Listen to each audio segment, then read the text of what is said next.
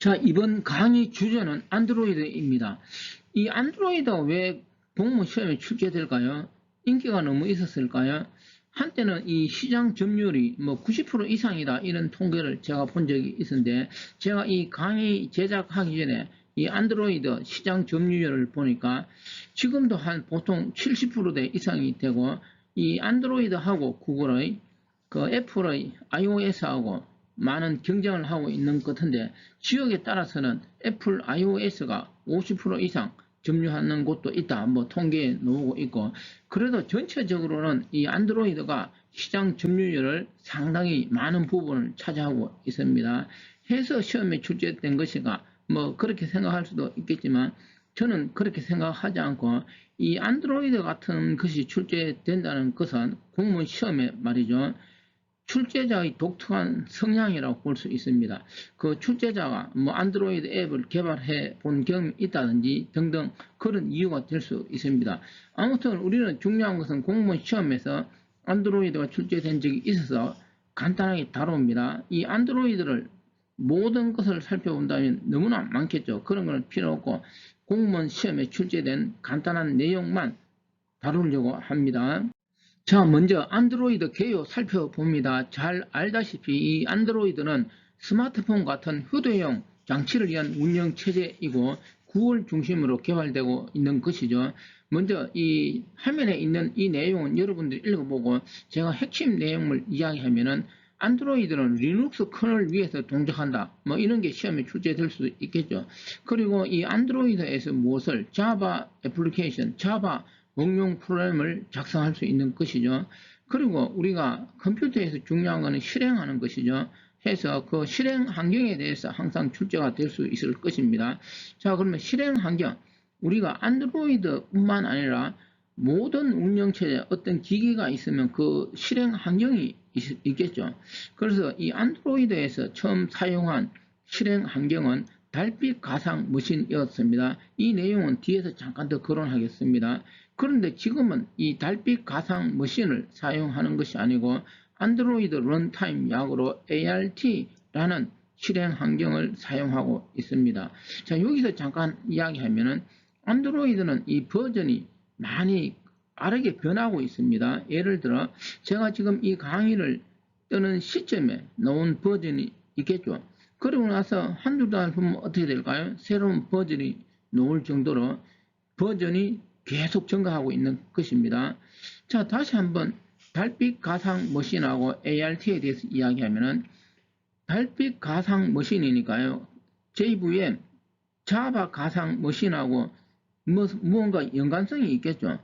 그 부분에 대해서 잠깐 이야기하면은, 이 자바 가상 머신은 JVM이라고 하는데, 이 JVM은 자바 실행 환경인데, 이 JVM은 데스크탑 환경, 예를 들어 소형 기기, 스마트폰 같은 소형 기기에 적합한 건 아니에요. 이 JVM은. 해서 안드로이드는 그 리눅스 커널 위에서 자바 응용 프로그램을 개발할 수 있는데, 이 JVM을 사용하는 것이 아니었고, 소형 기기에 적합하도록 개발된 달빛 가상 머신을 사용했다는 것이죠. 그러다가 나중에 이걸 변경하였다는 거죠. 무엇으로? ART 실행 환경으로 변경하였다. 물론 이 내용은 이야기할 게 너무나 많지만 우리 시험에서는 필요 없는 것 같습니다. 이 정도 정리합니다. 자, 그러면 앞에서 살펴본 이 달빛 가상 머신하고 ART에 대해서 좀 더 살펴봅니다. 자, 화면에 많은 내용이 있는데 핵심 내용을 제가 정리하도록 합니다. 먼저 이 달빛 가상 머신은 간단하게 DVM 이렇게 이야기를 합니다. VM이 가상 머신을 이야기하는 것이죠. 그리고 앞에서 또 이야기한 너무나 유명한 이 JVM이 있는데, 그러면 이 DVM하고 JVM 이 차이는 뭘까요? 만약 시험에서 안드로이드 앱은 이 JVM 환경에서 작동되었다 그러면 틀린 것이죠. 다시 한번 더 이야기합니다. 달빛 가상 머신하고 JVM은 그 자바 바이트 코드를 실행할 수 있는 실행 환경입니다. 그런데 그 특징이 뭐냐 하면은, 이 DVM은 소형 기기, 스마트폰 같은 소형 기기에 적합하도록 최적화된 실행 환경이죠.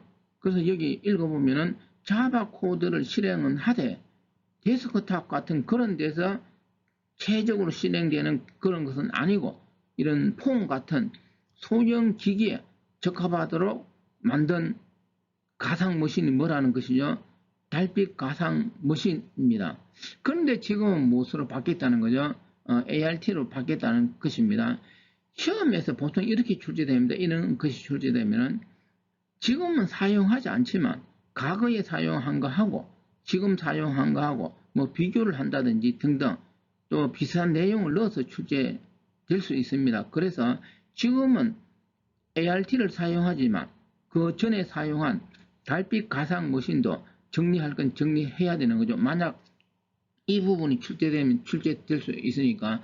그래서 여기 적어놓은 기존의 JVM은 뭐하고 다르다? DVM하고 다르다는 것이죠. 자, 이렇게 해서 달빛 가상 머신 정리하고 지금은 어쨌든 안드로이드 앱 실행 환경은 ART로 바뀌었다는 게 핵심이죠. 그러면 이 ART에 대해서도 설명할 것이 많은데 그건 다 필요 없고 이렇게 정리하기 바랍니다. 왜 ART를 새로 만들었을까요? 달빛 가상 머신이 아주 좋으면 그냥 사용하였을 것입니다. 항상 이렇게 새로운 것이 출시된다는 것은 이전 것을 어떻게 뭔가 문제가 있으니까 그 문제점을 해결하기 위해서 새로운 것이 출시될 것입니다. 그런 그하고 마찬가지로 ART는 뭘까요? 달빛 가상 머신의 어떤 문제점을 해결하기 위해서 출시한 것이죠. 자, 그렇다면 새로운 것이 출시되었다고 했을 때 그 새로운 것이 100% 장점만 있는 건 아니죠. 그래서 이 ART도 읽어보면 아래쪽에 있는데 단점도 있다라는 것이죠. 해서 여기 두 줄 적어 놓은 걸 읽어보면은 폰에 앱을 설치하는 속도가 조금 더 느리고 이 폰에 앱을 설치하면 공간도 좀 더 많이 차지하는 그런 단점도 있다라는 정도입니다. 또 하나 이야기하면은 그럼 이 ART는 JVM이나 DVM처럼 VM 가상 머신이냐 아니냐 뭐 이런 내용이 거론될 수 있는데 이 내용이 너무 조심해야 합니다. 이 내용을 설명하기 전에 제가 예를 들어 설명하겠습니다. 자, 어떤 사과가 있다라고 했을 때 그러면 이 사과야 그러면 이 사과하고 비슷한 과일이 있다라고 가정해 보겠습니다. 제가 그림을 아무렇게나 이렇게 그렸습니다. 자, 이거는 사과예요. 그러면은 사과하고 비슷한 이거는 뭐라고 할까요? 그냥 감으로 해보겠습니다. 근데 감 말고 사과하고 진짜 또 비슷한 뭐도 있을 수 있겠죠. 그럼 이렇게 이야기할 수 있습니다. 이 감은 사과하고 비슷하다 이렇게 생각해서 사과의 일종이다 이렇게 이야기하면 어떤 뜻이 될까요? 그럼 이 감이 사과라는 뜻일까요? 아니죠. 사과의 일종.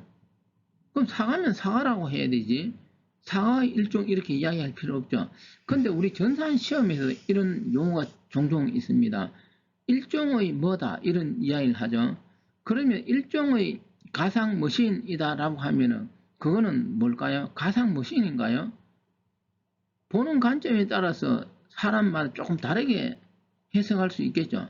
해서 이렇게 이야기합니다. ART는 가상 머신이 아니다. 이렇게 이야기하는 거죠. 일종의 가상 머신이다. 다시 한번 이야기합니다. 일종의 가상 머신이다. 이런 글에서 일종을 빼고 ART는 가상 머신이다. 이렇게 이야기할 수는 없는 거죠.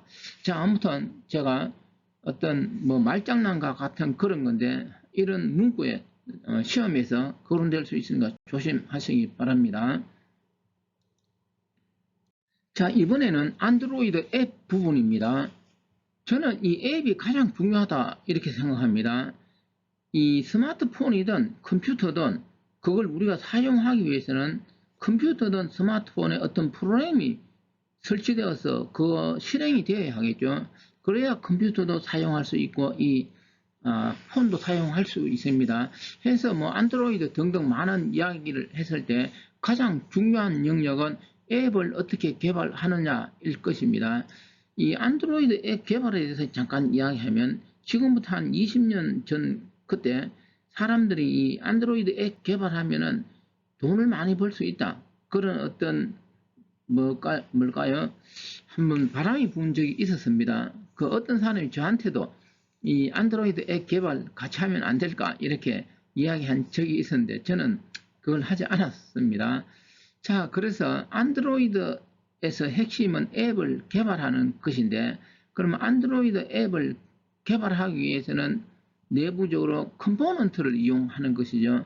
지금은 프로그램 개발을 컴포넌트를 조립하는 원리로 하는 시대입니다. 그렇다면 이 안드로이드 앱 개발에 사용되는 컴포넌트 여러 가지가 있을 것입니다. 그 중에 핵심이 4가지가 있다라는 것인데, 그 4가지가 여기 적혀 있는 액티비티, 컨텐츠 제공자, 서비스, 그리고 방송 수신자입니다. 먼저 첫 번째 이 액티비티가 가장 중요한데, 이 액티비티는 우리 사람, 사용자 눈에 보이는 뭔가를 제작하기 위한 컴포넌트입니다. 자, 이 스마트폰, 이런 숫자 이런 거 우리 눈에 보이죠? 이런 영역을 처리할 수 있는 컴포넌트가 액티비티 컴포넌트라는 것이고, 나머지 3개, 우리 눈에 보이지 않는 컨텐츠 제공자, 서비스, 방송 수신자, 이런 컴포넌트는 우리 눈에 보이지 않는 무언가, 예를 들어 음악, 소리가 난다든지 이런 거, 밥 주세요 이런 거 있겠죠. 예를 들어. 자, 이 내용에 대해서는 뒤에서 구체적으로 살펴보도록 하겠습니다.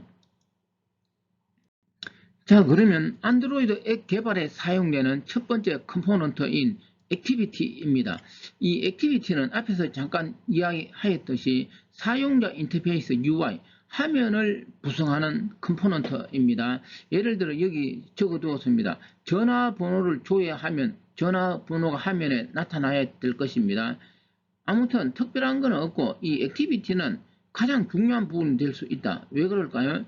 우리가 폰을 사용할 때 눈에 보이지 않는 것은 사람은 어떻게 평가를 잘 할 수 없을 것입니다. 근데 내가 폰 사용하면서 화면에 뭔가 나타났을 때 그게 자연스럽게 보기 좋게 나타나야 될 것입니다.